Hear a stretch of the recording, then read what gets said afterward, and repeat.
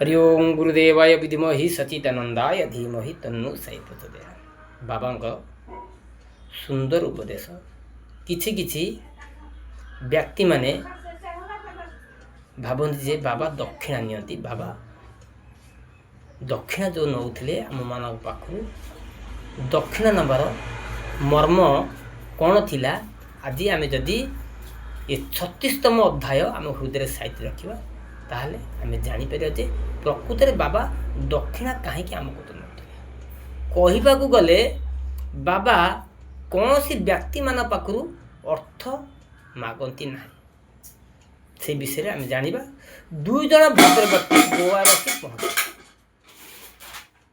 2 जन भद्र व्यक्ति गोवा रसी पहुँचले बाबा जनक पाखु 15 टंका दक्षिणा मागे किंतु आउ जड़े व्यक्ति बाबा को 35 टंका दक्षिणा जो अर्पण कर बाबा कहते तुम टंका तुम्हें नहीं पड़ा, तुम टंका मोर टंका। यही दुरु आम चिंता करवा जे बाबा दक्षिणा आम को नियति कि ना, कारण दक्षिणा जो बाबा जो 35 टका दक्षिणा नहीं जो 35 टका दक्षिणा जो फेरई देले कौन पाई फेरई देले आम आग अध्याय श्रवण करवा। आम जब सबुजक एकाथर आम श्रवण करवा किसी जापर ना, किंतु ये जाना कथा जे जो सत माने जो साधु मान को आम दक्षिणा दबा द्वारा आमर अतीत जन्मर जो आम ऋणी थाऊ अतीत जन्मर आम ऋण मुक्त हो जाऊ। द्वितीय कथा करना आम दक्षिणा दबा द्वारा भविष्य आमर अनासक्त वैराग्य ज्ञानर आविर्भूति होता है।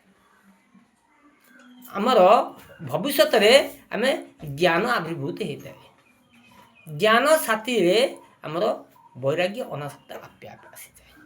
से लगी बाबा कहती आम जेमिति बिहन बुणवा सेमिति फल पाइबा। भविष्य आम भल अमल करने आम एकमात्र दक्षिणा द्वारा बिहन बुणी था। कारण बाबांकर बाणी तो एमती अनेक अच्छी से लगी मु बाबांकर बाणी की समुद्र पानी साथी तुलना करती।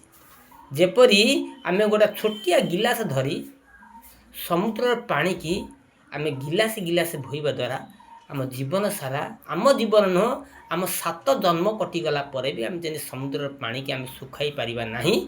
सही बड़ी आम छोटिया छोटिया टपी करी आम जीवन सारा जदि बाबांकर जीवनी ग्रंथ को आम शुणा आम जीवन सारा आम ताको सरई पारिबा नहीं। किंतु बाबा कहते मो जीवनी तुमको जाना पड़ो। कारण जदि मत तुम भल पाउथिबो ताले मते भल पाइबा पूर्वर मोर जीवनी की जदि तुम भल पाई पारिबो ताले सेही हो तुम प्रकृत भक्त। बाबांकर प्रकृत भक्त हवा नहीं गले एकमात्र बाबांको जीवनी जीवनी कहवा गले यही सच्चरित्र अमृत।